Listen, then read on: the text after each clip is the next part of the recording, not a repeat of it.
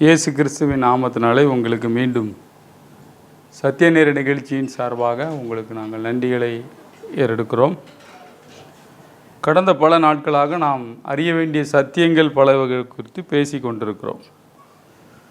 இந்த நாளிலும் மிக முக்கியமான ஒரு சத்தியத்தை படிக்க இருக்கிறோம். நம்முடைய இருதயத்தின் நிலவரத்தை நாம் அறிய வேண்டும் என்கிற ஒரு சத்தியம். இருதயம் எப்படிப்பட்டது என்பதை குறித்து நாம் தெளிவாக படிக்க இருக்கிறோம்.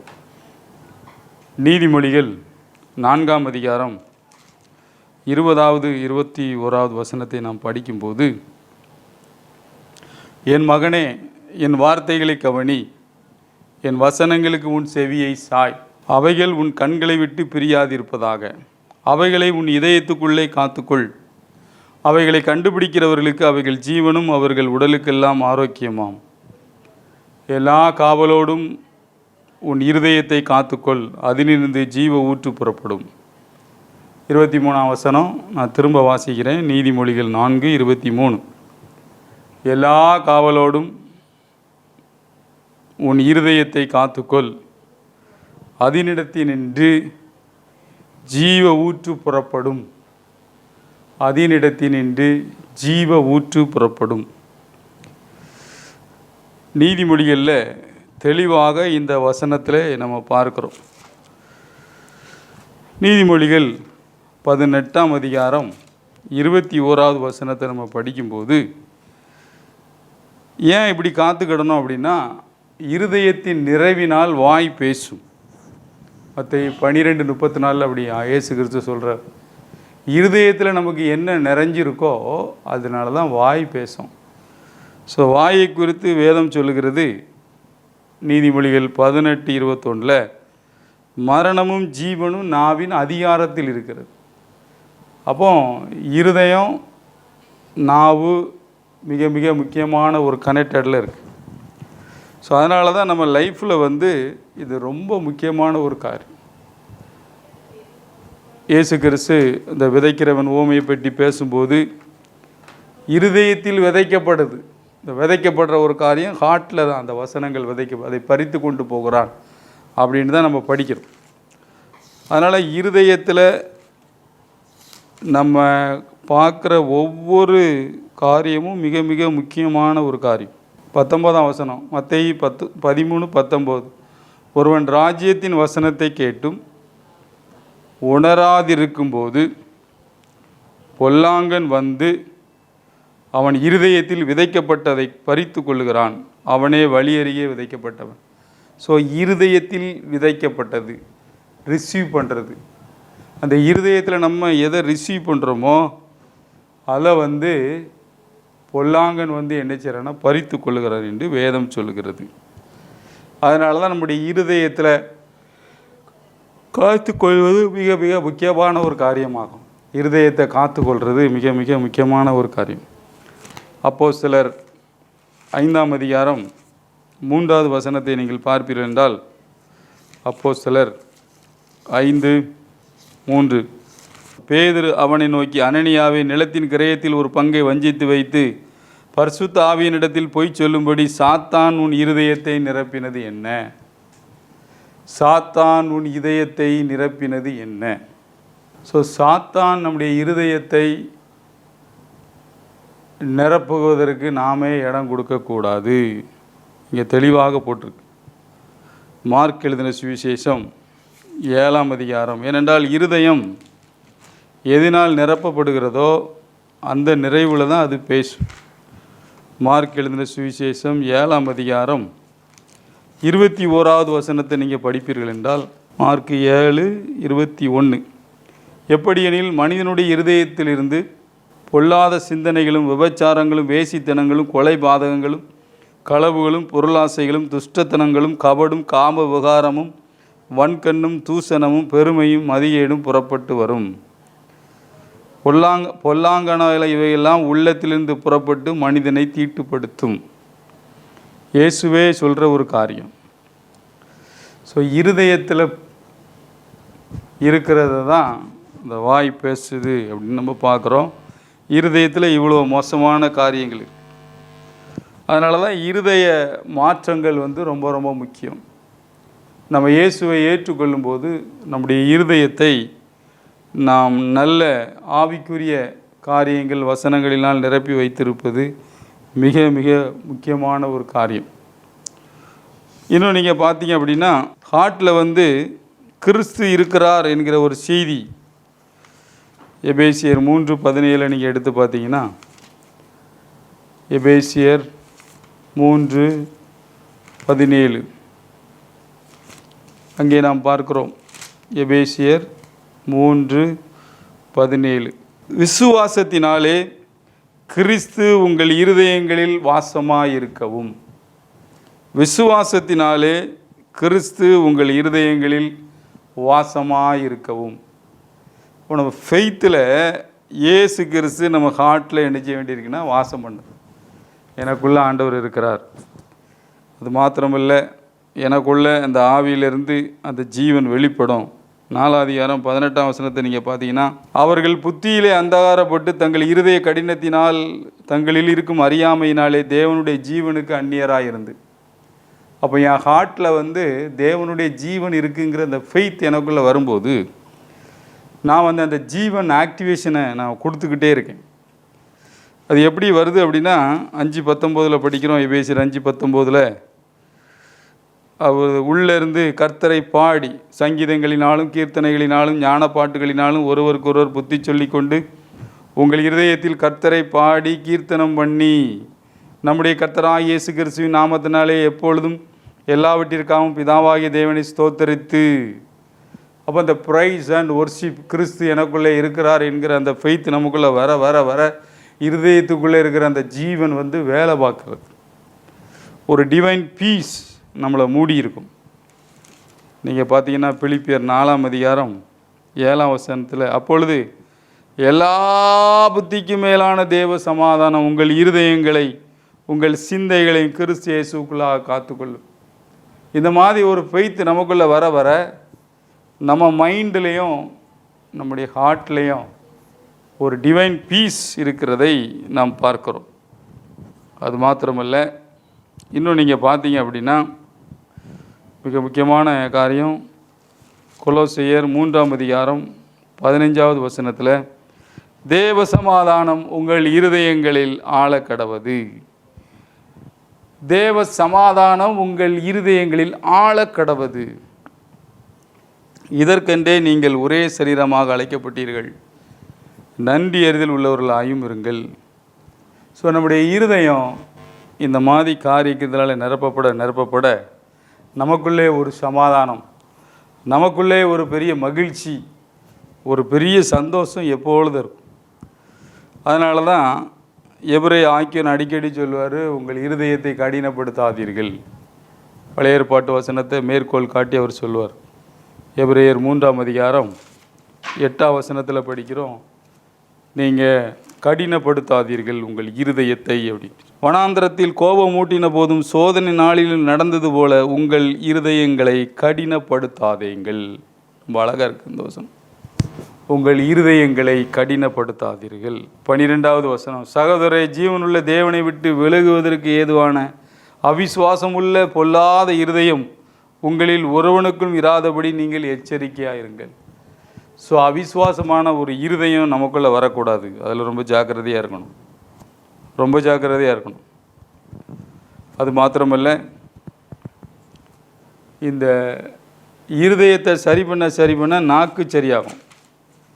யாக்கோபுக்கு எழுதின நிருபம் யாக்கோபு 1:26 உங்களில் ஒருவன் தன் நாவை அடக்காமல் தன் இருதயத்தை வஞ்சித்து தன்னை தேவ பக்தி உள்ளவன் என்று எண்ணினால் அவனுடைய தேவ பக்தி வீணாயிருக்கும். அப்போ ஹார்ட் எப்படி இருக்கோ அதை பொறுத்து தான் நம்முடைய வார்த்தை இருக்கும். அதனால தான் இருதயத்தை காத்துக்கொள்வது ரொம்ப ரொம்ப முக்கியம். நம்ம நீதிமொழிகள் அப்படி தான் ஆரம்பித்தோம். இருதயத்தை நம்ம காத்துக்கொள்வது ரொம்ப ரொம்ப முக்கியம்.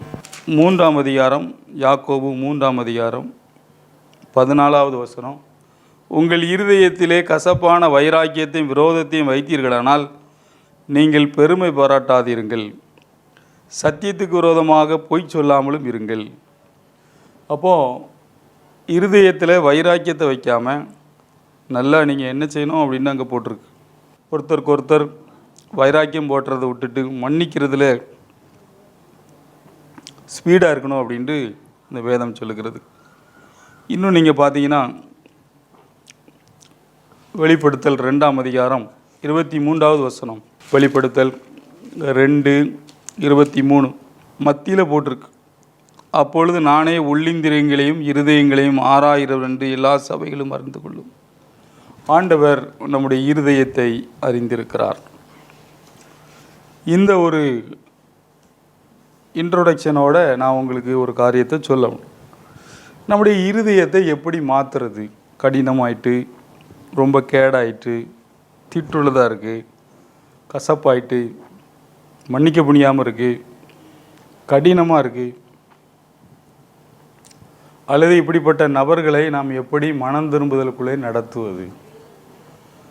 ஸோ முதலாவது நாம் தெரிந்து கொள்ள வேண்டும், எதினாலே நம்முடைய இருதயம் மாற்றப்பட முடியும். ஃபஸ்ட்டு நம்ம மைண்டில் வர வேண்டியது தேவனுடைய வார்த்தை மாற்றக்கூடியது. அந்த ஊமையின் கருத்தாவது, விதை தேவனுடைய வசனம், வழியருகே விதைக்கப்பட்டவர்கள் வசனத்தை கேட்கிறவர்களாக இருக்கிறார்கள். அவர்கள் விசுவாசித்து ரட்சிக்கப்படாதபடிக்கு பிசாசானவன் வந்து அந்த வசனத்தை அவர்கள் இருதயத்தில் இருந்து எடுத்து போடுகிறான். விசுவாசித்து ரட்சிக்கப்படாதபடிக்கு பிசாசானவன் வந்து அந்த வசனத்தை அவர்கள் இருதயத்திலிருந்து எடுத்து போடுகிறான்.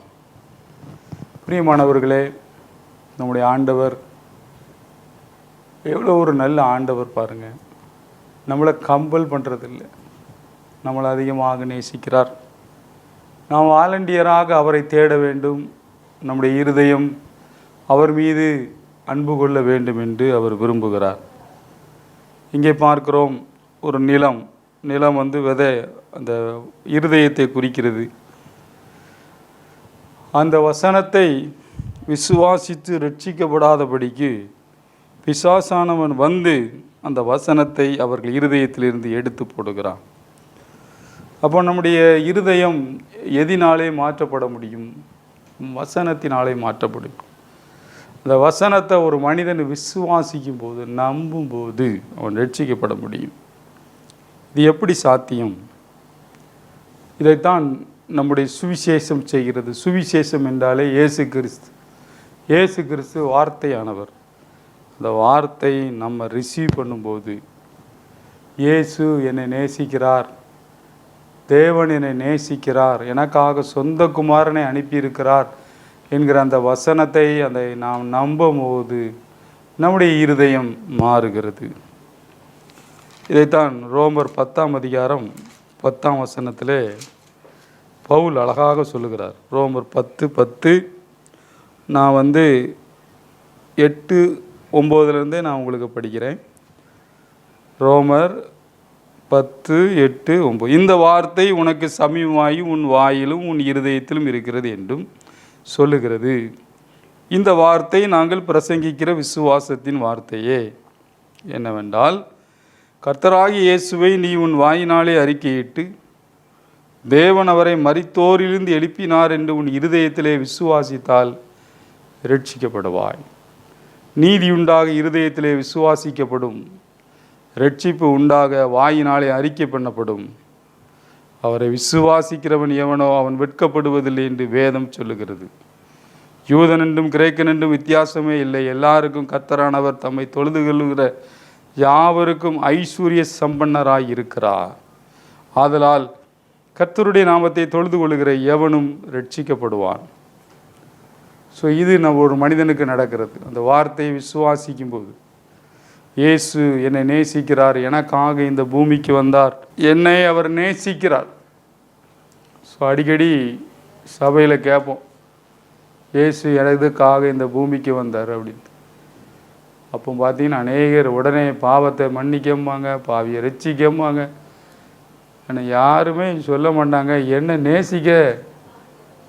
என்னை நேசிக்கிறத ப்ரூவ் பண்ணுறதுக்காக வந்தாருங்கிறத அவங்க சொல்கிறதே இல்லை. ஆனால் வேதம் ரொம்ப தெளிவாக போட்டு, வெளிப்படுத்தல் 1:6 நீங்கள் பார்த்தீங்கன்னா, நம்முடைய இருதயம் இந்த வசனங்களை நம்பும்போது நம்முடைய இருதயம் மாறும். இதை கேட்டுக்கொண்டிருக்கிற நீங்கள் யாராக இருந்தாலும் நீங்கள் ஒரு தேவனுடைய பிள்ளையாக மாற முடியும்.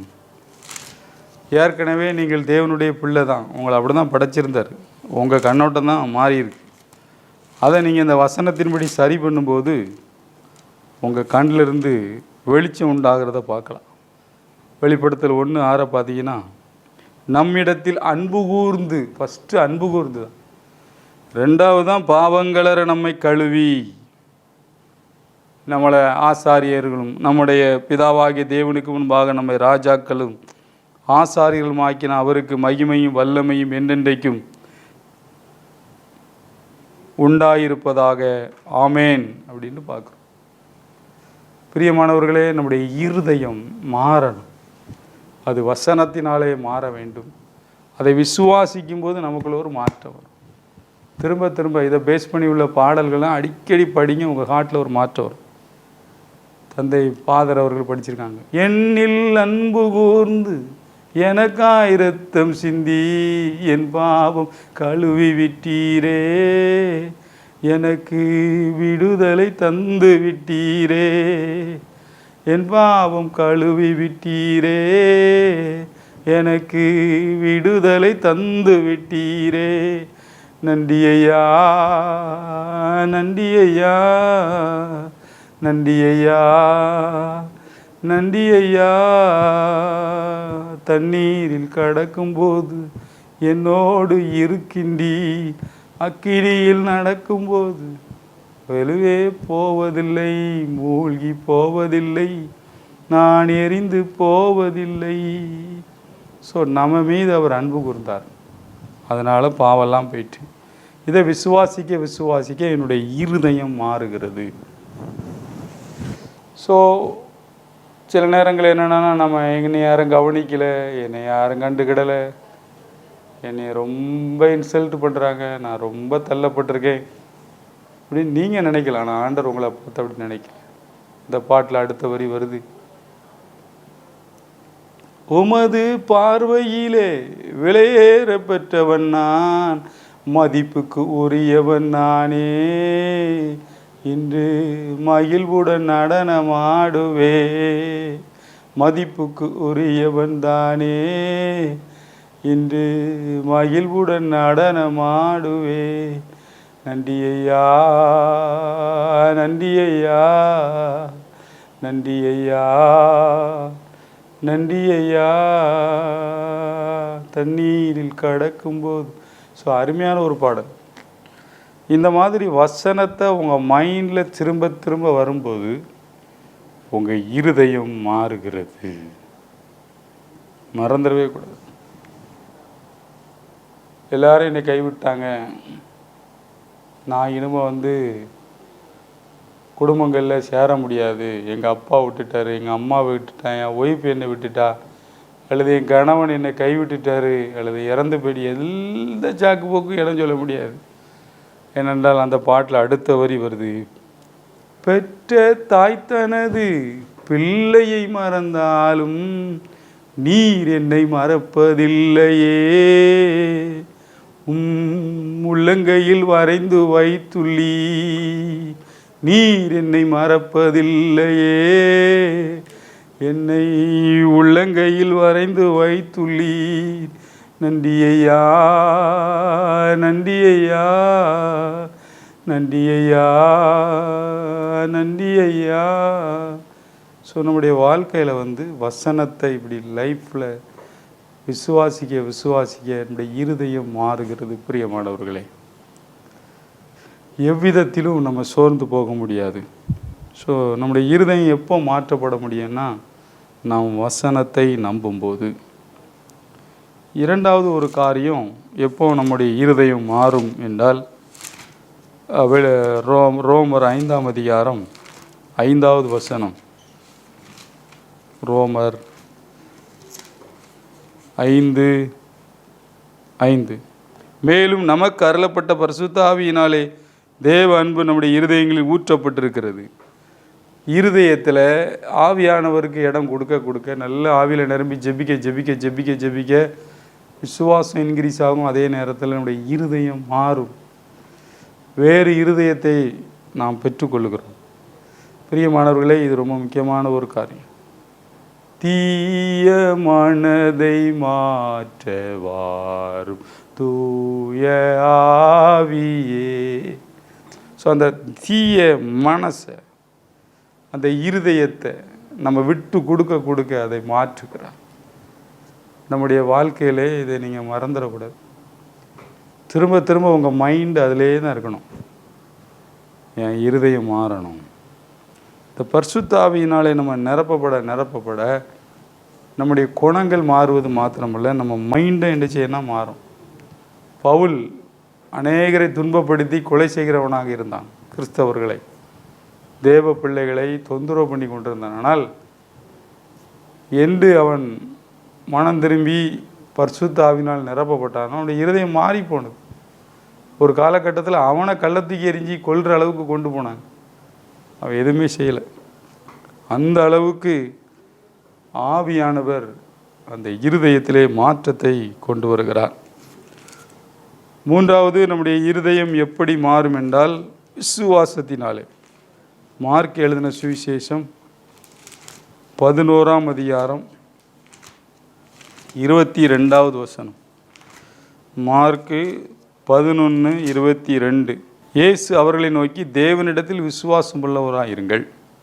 எவனாயிலும் இந்த மலையை பார்த்து பெயர்ந்து சமுத்திரத்தில் தள்ளுண்டு போ என்று சொல்லி தன் சொன்னபடியே நடக்கும் என்று தன் இருதயத்தில் சந்தேகப்படாமல் விசுவாசித்தால் அவன் சொன்னபடியே ஆகும் என்று மெய்யாகவே உங்களுக்கு சொல்லுகிறேன்.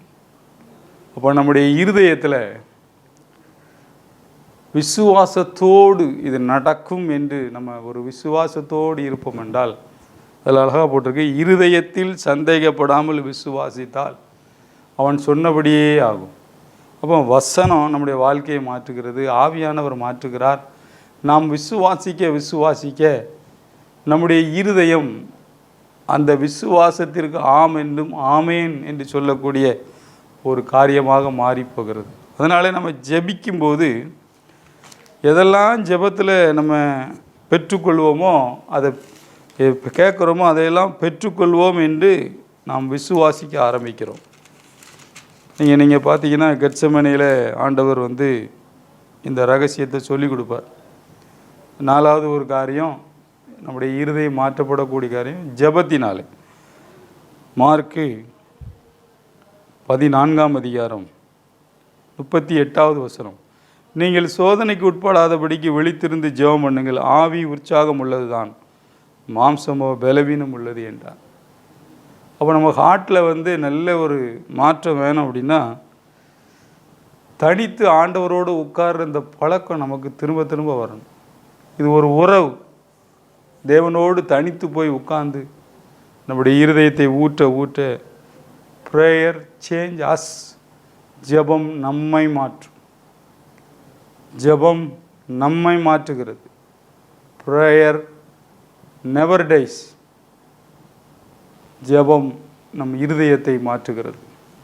பிரியமானவர்களே, பரிசுத்த ஆவியினாலே நிறைந்து நாம் ஜெபித்து விசுவாசத்தோடு வசனத்தை நாம் திரும்ப திரும்ப விசுவாசிக்கும் போது நமக்குள்ளான அந்த இருதயம் அப்படியே டேன் ஆகிறது. நாம் ஒரு புதிய உடன்படிக்கையின் கீழே இருக்கிறபடியினாலே அதில் என்ன ஒரு விசேஷம் அப்படின்னா, ஆண்டவர் செய்து முடித்த அநேக காரியங்களை பார்க்கத்தக்கதாக நம்முடைய கண்களும் திறக்கப்படுகிறது. ஸோ இந்த நாளிலே நாம் இருதயத்தை குறித்து தெளிவாக படிக்கிறோம். இந்த இருதயம் ரொம்ப காடாக இருக்கலாம். இதை கேட்டுக்கொண்டிருக்கிற ஒவ்வொருவருக்கும் உங்கள் இருதயம் கடினப்பட்டதாக இருக்கலாம், மன்னிக்கப்பட முடியாததாக இருக்கும், அல்லது ஒரு வைராக்கியம், ஒரு ஆவேசம், இப்படிலாம் இருக்கலாம் உங்கள் லைஃப்பில். ஆனால் இன்றைக்கி ஒரு நல்ல செய்தி, திருவசனம் உங்கள் இருதயத்தை மாற்றும். பைபிள் உங்கள் வாழ்க்கையை மாற்றும். பரிசுத்த ஆவியானவர் மாற்றுகிறார். நமக்குள்ளே இருக்கிற அந்த விசுவாசம், வசனங்களை கேட்க கேட்க வருகிற விசுவாசம் நம்மளை மாற்றுகிறது. ஜெபத்திலே ஆண்டவரோடு தனித்து இருக்கும்போது அந்த ஜெபம் நம்மளை மாற்றுகிறது. எவ்வளோ பெரிய காரியம் பாருங்கள். பிரியமானவர்களே, இந்த நாளிலும் தலைகளை தாழ்த்தி நாம் ஜெபிப்போம். நம்முடைய இருதயம் பரிசுத்த ஆவியினால் நிறைந்து மாற்றப்பட்ட ஒரு இருதயமாக இருக்கும்படி ஆண்டவர் விரும்புகிறார். உடைய வல்ல கரம் ஆண்டவரே எங்களை நடத்தட்டும் ஐயாண்டு ஒப்பு கொடுப்போம். நல்ல பிதாவே, உமக்கு நன்றி. வசனத்தை கேட்ட ஒவ்வொருவருக்காக நாங்கள் ஜெபிக்கிறோம். இயேசுவின் நாமத்தினாலே ஆசீர்வதிக்கிறோம். இருதயம் ஆண்டவரே சுத்தமுள்ளதாக இந்த நாளிலே மாறுகிறபடினாலே நன்றி. இருதயத்தில் சுத்தமுள்ளவர்கள் பாக்கியவான்கள், அவர்கள் உம்மை தரிசிப்பார் என்ற வசனத்தின்படி உம்மை அவர்கள் பார்க்கத்தக்கதாக இந்த நாளிலே அவர்கள் இருதயங்களை நீர் சுத்தம் பண்ணினீர். அதற்காக ஸ்தோத்திரம். தொடர்ந்து ஆவியானவர்களுக்குள்ளே கிரியை செய்யும்படி நாங்கள் ஜெபிக்கிறோம். இயேசு கிறிஸ்து மூலம் வேண்டுகிறோம் நல்ல பிதாவே, ஆமேன்.